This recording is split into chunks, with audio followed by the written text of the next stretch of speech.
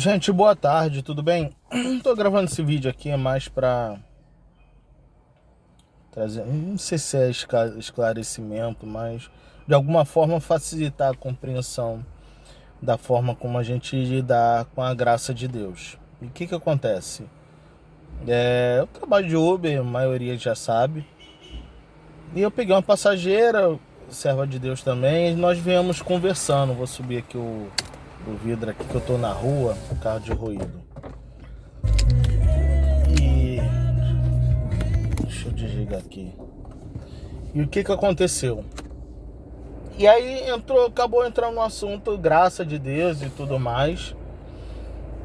E eu falei, gente, ela falando que ela é indigno de receber a presença do Espírito Santo, de ser consequentemente de ser usada. E por misericórdia e graça eu fui levantando algumas bolas assim para fazê-la refletir, entendeu? Que ela estava muito firmada no que ela acreditava. Então eu falei assim, poxa, meu irmão, então você me permite a gente fazer algumas reflexões? E aí fui tecendo alguns comentários, algumas análises, e por fim ela entendeu e graças a Deus eu fico feliz por de alguma forma ter ajudado. Então pode ser a dúvida de outros também. A primeira coisa é para a gente entender como é que funciona a questão da graça de Deus. A graça, embora a gente fale assim de forma já automática, né, que a gente é um dom imerecido, enfim. A graça de Deus, como é que ela funciona? Antes eu vou falar sobre o que motiva muitos a ter essa compreensão. Quando a gente olha para a Bíblia Sagrada e fala de sede perfeitos, porque eu sou perfeito, o próprio Senhor falando, né? Sede santos como eu sou santo. Perfeição e santidade, né?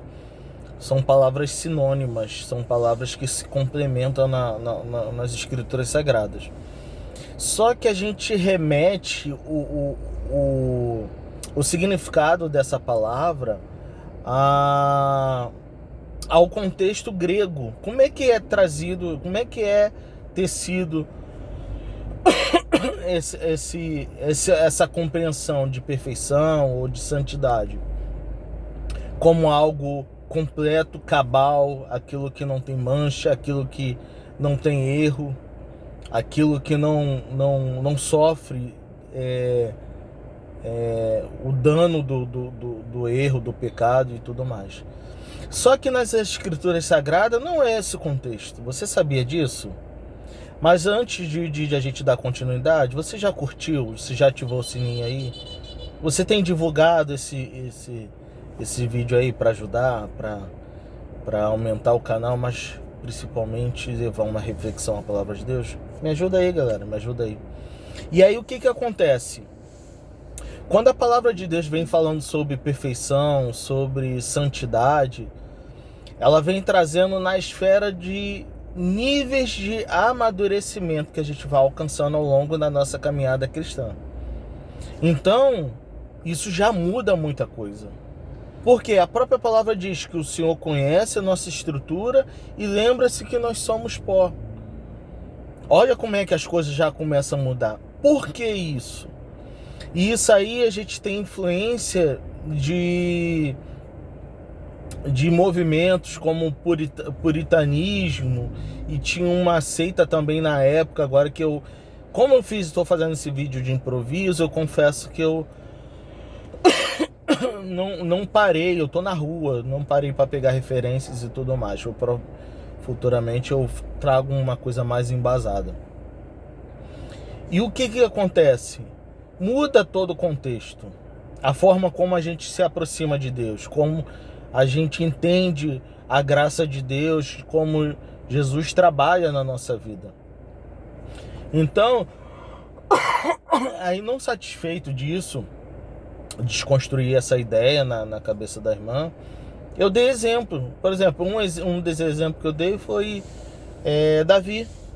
Davi foi o cara que adulterou, foi o cara que, nesse mesmo episódio, ele usou o seu poder para matar o marido de Betseba, ou Batseba, alguns vêm escrito Batseba, enfim, é a mesma pessoa. Dentro da sua família houve incesto, ou seja, seu filho teve relações sexuais com a sua filha e ele foi conivente, ele não puniu. Quando Absalão, acho que se eu não me engano, é o seu filho mais velho, tentou tomar o reinado dele, tomou suas concubinas, bagunçou o coreto de Davi. Quando ele morre, Davi começa a chorar, tanto que ao ponto de seu capitão, agora fugiu o nome dele, Jeroboão, não Jeroboão, não. Enfim, fugiu o nome dele agora. Ele dá uma reprimenda de Davi e Davi se apruma.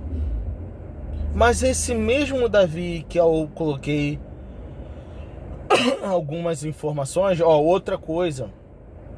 Davi, lá quando ele já no seu reinado estabelecido, ele por vaidade, a palavra de Deus diz que o Satanás encheu o coração de Davi e a vaidade chegou no seu coração ao ponto que ele quis fazer o recenseamento do povo de Israel.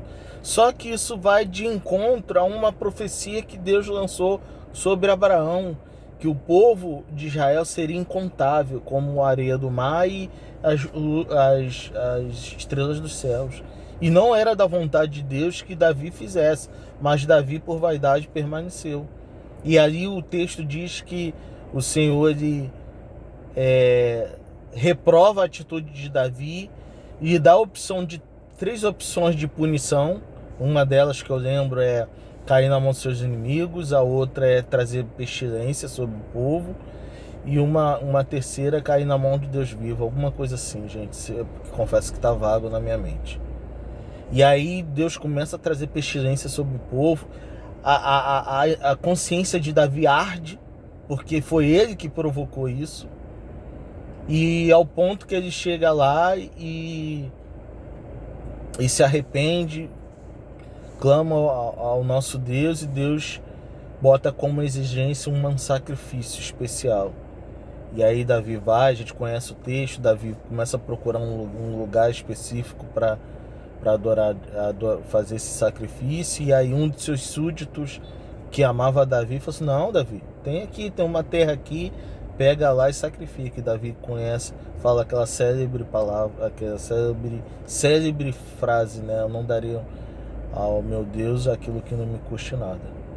Então, trazendo um contexto de perfeição, de santidade, o Senhor, que Ele exige de nós uma postura perfeita relacionado ao contexto grego, que não vai errar, a gente não consegue.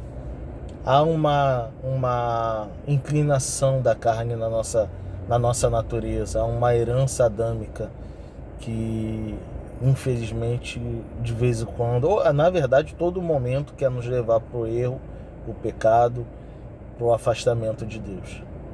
Mas é a graça de Deus que nos capacita. Então, o que é a graça de Deus? Aliás, o que é perfeição? O que é ser perfeito? Vou entrar na questão da graça também. É a gente viver níveis de amadurecimento ao ponto que os erros que a gente cometia não cometa mais. Esse é o ideal. Às vezes a gente acontece e não deve acontecer. E Paulo usa essa temática e diz: quando eu era menino, fazia as coisas de menino, procedia como menino. Hoje eu sou homem e as coisas, minha postura hoje é condizente a tal. Então, meu irmão, entenda a graça de Deus. E aí, como é que funciona a graça de Deus? A gente sabe, Paulo diz também que a graça de Deus não é mérito nosso, é dom de Deus. E como é que a gente deve se posturar diante da graça de Deus? Primeiro, há uma vontade soberana e há um suporte da parte de Deus para nos ajudar nessa caminhada, que é a sua graça. A graça ela tem a finalidade de nos capacitar e nos levar a esse amadurecimento que eu mencionei.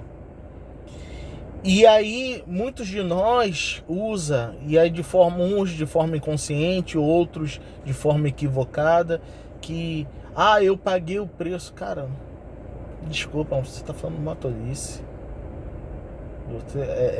A graça de Deus, ela não é conquistada, ela é dada de forma gratuita, de forma benigna, de forma amorosa. E como nós devemos nos portar? Primeiro, nos curvando a cabeça como um sinal de reverência ao Deus Todo-Poderoso que tem todo o poder de nos fulminar, mas graciosamente, amorosamente nos capacita para chegar ao nível que Ele espera de nós. E qual é a outra postura? De estender a mão, como aceitação de algo que a gente não merece, mas graciosamente o Senhor nos dá. Por isso você encontra ânimo todos os dias para levantar da sua cama. Por isso que em meio às lutas, as adversidades, vem uma alegria, um gozo no teu coração de forma tremenda que você não explica. Por isso, quando você encontra alguém e você percebe que ela não ainda experimentou da água da vida, não experimentou da graça de Deus, você é logo impulsionado, imbuído a falar desse amor, dessa misericórdia, desse reino que está pronto para todos aqueles que aceitar o seu Senhor. Meu irmão, reflita nessa palavra, que o Senhor te ajude a entender a graça de Deus, porque não é mérito nosso, é misericórdia, é graça. Por isso, nossa postura de gratidão deve ser incessante, porque é ela que agrada o coração do nosso Deus. E, consequentemente, a capacitação, a graça, o fluir do Espírito Santo vai ser cada vez mais contínuo. Porque o que diferencia Davi, que eu mencionei tantos erros, mas que o Senhor fala assim: achei a Davi um homem segundo o meu coração. O que diferencia Davi de mim e de você? É que Davi sabia se arrepender quando estava errado. Davi sabia reverenciar o Deus que servia. Davi sabia agradar, sabia e não medir esforço para agradar o Deus que servia. E é isso que Deus espera de nós. O que, Rafa? Um coração reverente, um coração grato. Não medir esforços para agradar o coração de Deus.